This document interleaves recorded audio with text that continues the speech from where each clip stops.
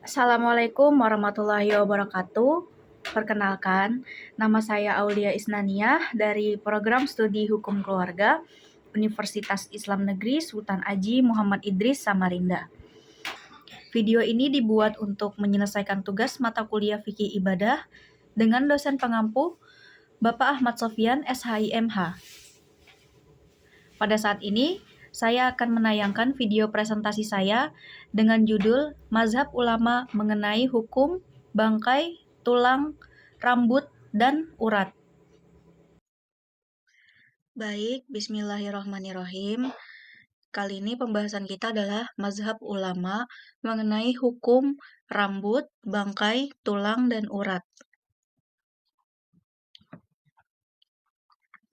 Masuk pada pembahasan, pada mazhab Syafi'i berkeyakinan bahwa rambut, bulu domba, bulu onta, bulu burung, urat, tulang, tanduk, gigi, dan kuku adalah najis. Lalu Abu Hanifah mengatakan kecuali rambut, yaitu dari semua yang tadi kecuali rambut, babi dan tulangnya, dia memberi keringanan bagi orang-orang yang berprofesi sebagai penjahit untuk menggunakan rambut baik jika mereka memerlukan.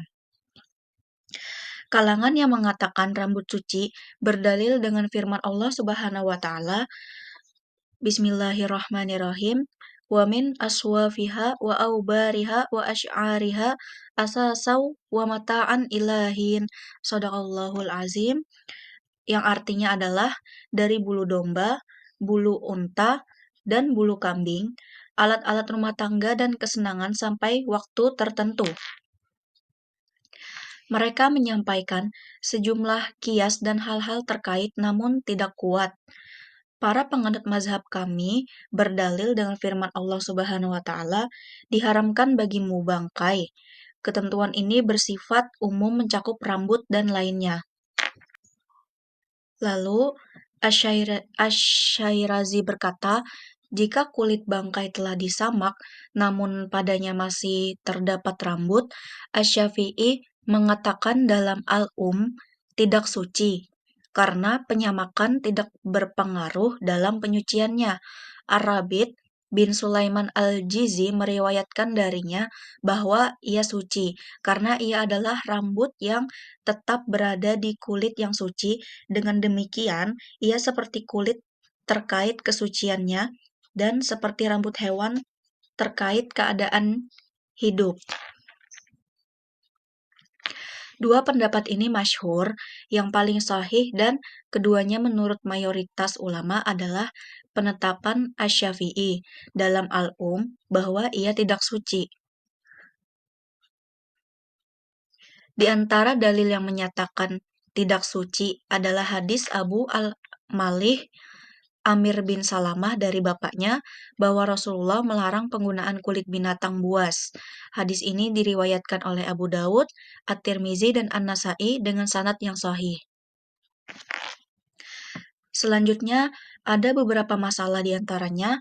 Pertama, jika kami mengatakan bahwa pendapat yang paling sahih itu adalah pendapat yang menyatakan bahwa rambut tidak dapat disucikan dengan disamak, maka Al-Qadi Husain, Al-Jurjani, dan lainnya mengatakan bahwa itu dimaklumi bila jumlah yang tersisa di kulit sedikit dan dinyatakan suci pada rambut yang menyertainya.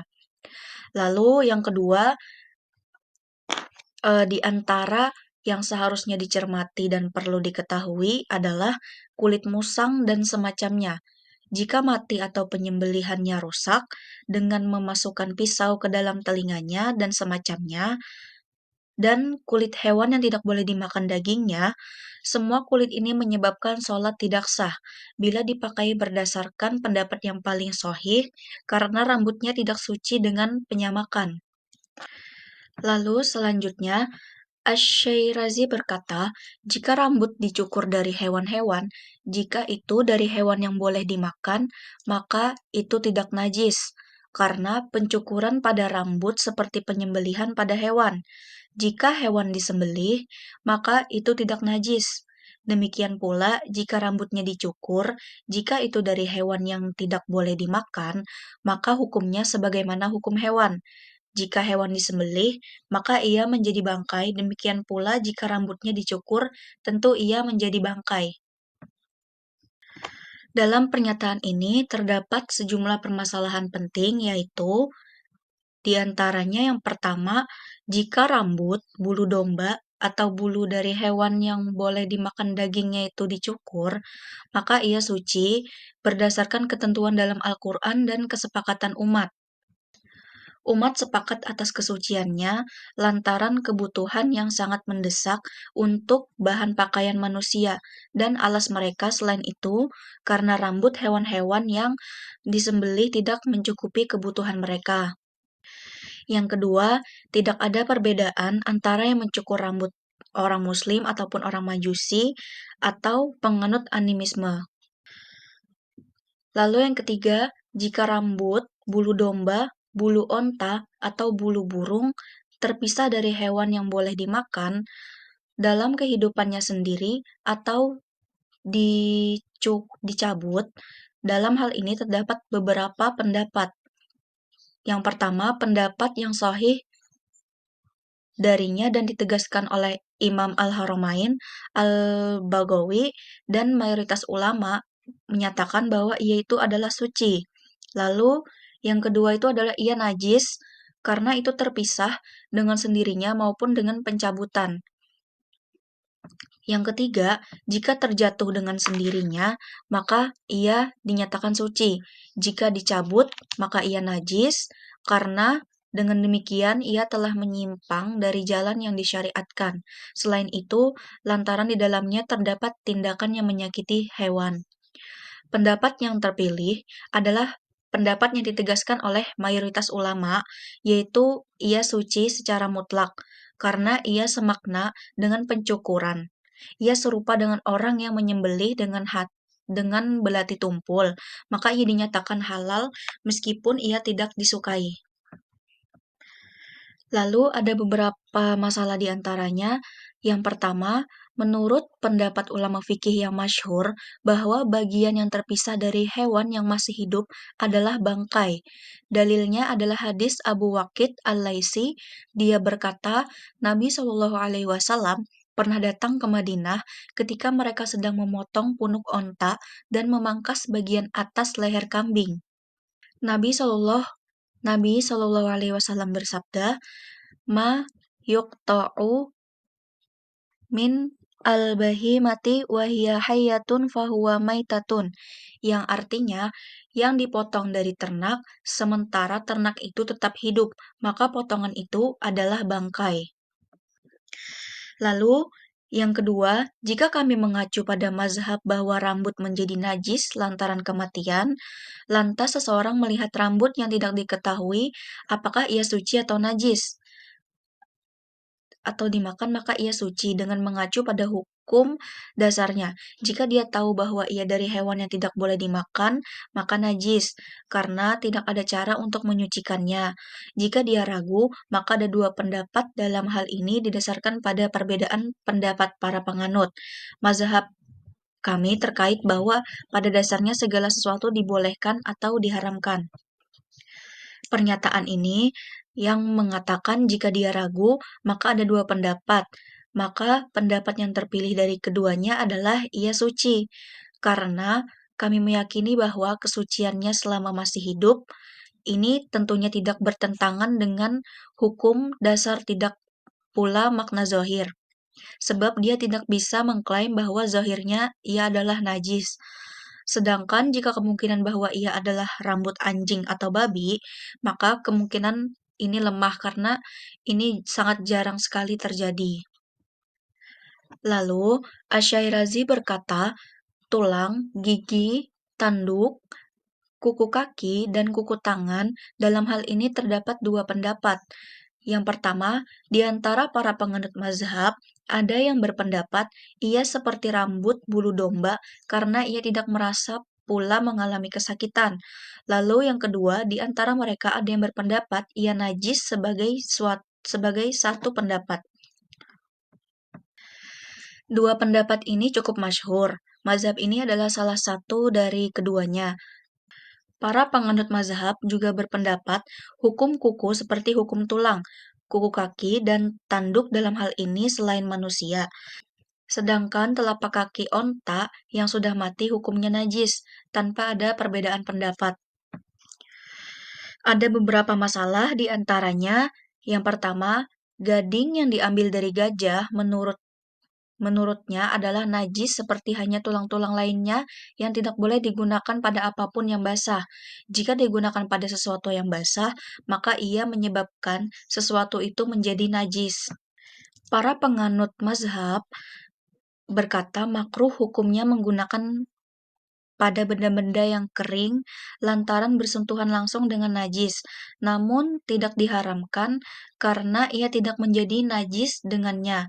Jika sisir dibuat dari tulang gajah, lantas digunakan di kepala atau jenggotnya, maka ada dua kondisi. Jika ia basah dari salah satu dari dua pihak, maka rambutnya menjadi najis. Jika tidak basah, maka tidak najis, tetapi hukumnya makruh bukan haram. Yang kedua, boleh menyalakan tulang, bangkai selain manusia di bawah periuk, tungku, dan lainnya yang sejenis. Hal ini disampaikan dengan jelas oleh penulis Al-Hawi, Al-Jurjani dalam At-Thahir dan Al-Balaghah, Ar-Ruyani, dan lainnya. Lalu, Asy-Syairazi berkata, susu di dalam embing domba yang sudah menjadi bangkai dihukumi najis karena telah bertemu dengan najis. Ia seperti susu di dalam bejana yang najis. Sedangkan telur di dalam ayam yang sudah menjadi bangkai, jika kulitnya belum mengeras, maka hukumnya seperti susu yang najis. Dan jika kulitnya sudah mengeras, maka ia tidak najis. Sebagaimana halnya jika telur terjatuh ke sesuatu yang najis. Masalah susu adalah najis tanpa perbedaan pendapat. Ini adalah hukum susu domba dan hewan lainnya yang menjadi najis lantaran kematian. Sedangkan jika seseorang wanita mati dan di dalam payudaranya terdapat susu, jika dikatakan kenajisan manusia lantaran kematian, maka susunya menjadi najis sebagaimana halnya domba. Jika kami mengacu pada pendapat ini bahwa manusia tidak najis dengan kematian, maka susu ini pun suci karena berada di dalam bejana yang suci. Sedangkan telur, terdapat tiga pendapat yang disampaikan oleh Al-Mawardi, Ar-Ruyani, Asy-Syafi'i, dan lainnya. Yang pertama, yang paling sahih diantaranya dan ditegaskan oleh mayoritas ulama adalah jika mengeras maka ia suci dan jika tidak mengeras maka ia najis. Yang kedua, suci secara mutlak dan yang ketiga, najis secara mutlak. Al-Hawi dan Al-Bahar berkata, jika telur itu diletakkan di bawah burung lantas menetas menjadi anak burung, maka anak burung ini suci berdasarkan seluruh pendapat seperti halnya hukum seluruh hewan. Lalu selanjutnya, eh, kami telah menyatakan bahwa susu di dalam kantung susu, bangkai dihukumi najis. Ini adalah mazhab kami dan pendapat Malik serta Ahmad.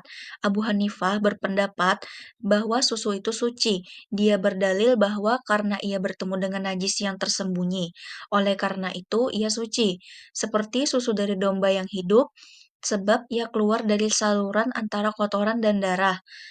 Yang lalu, para penganut mazhab kami menjawab pendapat mereka yang menyatakan bahwa susu bertemu kotoran dan darah tidak dapat bahwa mereka tidak dapat menerima pendapat semacam ini karena kotoran berada di usus besar sementara darah berada di aliran darah. Selain itu, antara susu dengan keduanya terdapat pembatas yang halus, sedangkan pendapat mereka terkait dengan kenajisan bagian dalam tidak ada hukumnya, tidak dapat diterima, bahkan sebenarnya ada hukumnya jika yang melekat padanya secara terpisah. Maka dari itu, jika bagian tengahnya menelan dan memuntahkannya, maka yang keluar menjadi najis pada zohirnya. Lalu Asy-Syairazi berkata, jika hewan yang boleh dimakan disembelih, maka tidak ada satupun dari bagian-bagiannya yang najis lantaran penyembelihan itu. Selain itu, kulit, rambut, serta tulangnya boleh dimanfaatkan selama tidak terkena najis, karena ia adalah bagian yang suci dari hewan yang suci dan boleh dimakan. Oleh sebab itu, ia boleh dimanfaatkan setelah penyembelihan seperti dagingnya. Yang dipaparkan oleh penulis ini telah disepakati dari hewan yang boleh dimakan, tidak termasuk bagian-bagian yang tidak dimakan, yang tidak boleh dimanfaatkan hanya lantaran penyembelihannya. Lalu, Asy-Syairazi berkata, jika hewan yang tidak boleh dimakan disembelih, maka ia najis dengan penyembelihannya, sebagaimana halnya ia berubah menjadi najis dengan kematiannya. Hal itu dikarenakan ia adalah sembelihan yang dagingnya tidak boleh dimakan. Oleh karena itu, ia najis dengan penyembelihannya, sebagaimana halnya ia berubah menjadi najis dengan kematian, seperti halnya sembelihan orang Majusi.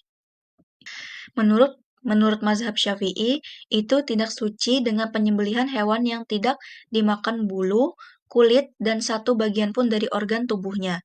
Pendapat ini juga merupakan pendapat dari Imam Malik, Ahmad, dan Daud. Sementara itu, Abu Hanifah berpendapat bahwa kulitnya suci. Abu Hanifah berdalil dengan hadis yang diriwayatkan dari Nabi Shallallahu Alaihi Wasallam. Beliau bersabda, penyamakan kulit adalah penyembelihannya. Beliau menyerupakan penyamakan dengan penyembelihan, dan jika penyamakan tersebut membuatnya menjadi suci, maka demikian pula dengan penyembelihannya. Selain itu, jika ia merupakan kulit yang disucikan dengan penyamakan, maka ia pun suci dengan penyembelihan. Seperti halnya hewan yang dimakan, juga karena apa yang dapat menyucikan kulit makanan, maka ia pun dapat menyucikan lainnya seperti penyamakan.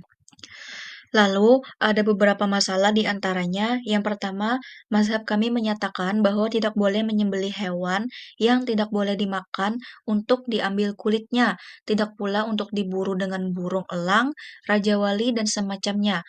Baik dalam hal ini menggunakan keledai yang lemah, bagol. Bagol ini adalah hewan yang tunggangan hasil perkawinan silang antara kuda dan keledai, ataupun yang terluka maupun lainnya. Lalu yang kedua, jika seseorang membuat kantong air besar dari bahan kulit yang dihukumi najis, lalu ia menuangkan air 2 kula atau lebih di dalamnya, maka airnya suci, sementara tempatnya najis. Jika airnya kurang dari 2 kula, maka ia najis. Hal serupa jika anjing menjilat ke dalam bejana berisi air. Jika airnya mencapai 2 kula, maka ia air suci di dalam bejana yang suci. Jika kurang dari 2 kula, maka ia najis. Lalu, Asy-Syairazi berkata, para penganut mazhab kami berbeda pendapat dalam hal pelapisan dengan perak. Di antara mereka ada yang mengatakan jika sedikit untuk keperluan, maka hukumnya tidak makruh. Berdasarkan riwayat Anas radhiyallahu anhu bahwa gelas Nabi Shallallahu alaihi wasallam pernah pecah, lalu dibuatlah jalinan perak untuk merekatkan retakan pada gelas tersebut. Jika digunakan untuk perhiasan, maka hukumnya makruh karena tidak diperlukan, namun tidak diharamkan berdasarkan riwayatnya Anas bahwa dia berkata bagian bawah pedang Rasulullah SAW dari perak di atas pegangan pedang beliau perak dan di antara itu terdapat rantai perak. Jika kadarnya banyak untuk keperluan, maka hukumnya makruh lantaran banyaknya dan tidak diharamkan karena diperlukan.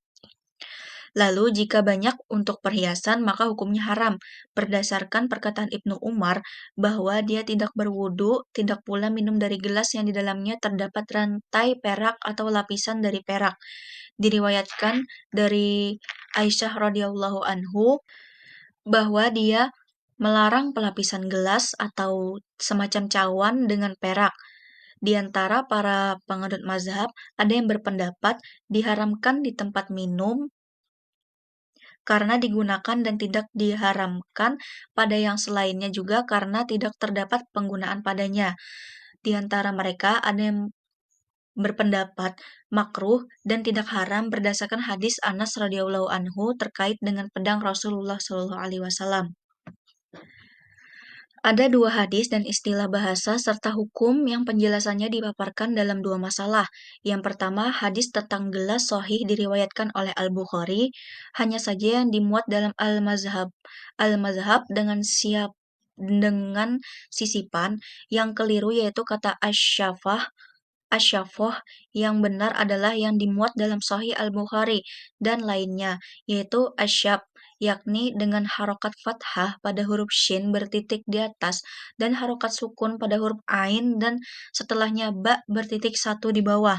Yang dimaksud dengan asyab adalah retakan dan pecahan. Lalu yang kedua, Asy-Syafi'i mengatakan dalam Al-Mukhtasar, aku tidak menyukai lapisan dengan perak agar tidak ada yang minum pada tempat peraknya. Lalu, para penganut mazhab Syafi'i pun memaparkan beberapa sudut pandang, di antaranya adalah jika sedikit untuk keperluan maka tidak makruh. Jika untuk perhiasan maka hukumnya makruh. Jika banyak untuk perhiasan maka diharamkan. Jika untuk keperluan maka ia makruh. Lalu yang kedua, jika berada di tempat yang digunakan, seperti tempat mulut orang yang meminum, maka diharamkan. Jika tidak, maka tidak diharamkan. Lalu yang ketiga, makruh dan tidak haram dalam semua keadaan. Yang keempat, lalu pendapatnya disampaikan oleh Asy'ikh Abu Muhammad Al-Juwaini bahwa diharamkan pada semua keadaan. Yang paling sahih dari pendapat-pendapat di atas tadi adalah pendapat pertama, dan inilah yang paling masyhur di antara ulama Irak serta ditegaskan oleh kebanyakan dari mereka atau banyaknya dari mereka.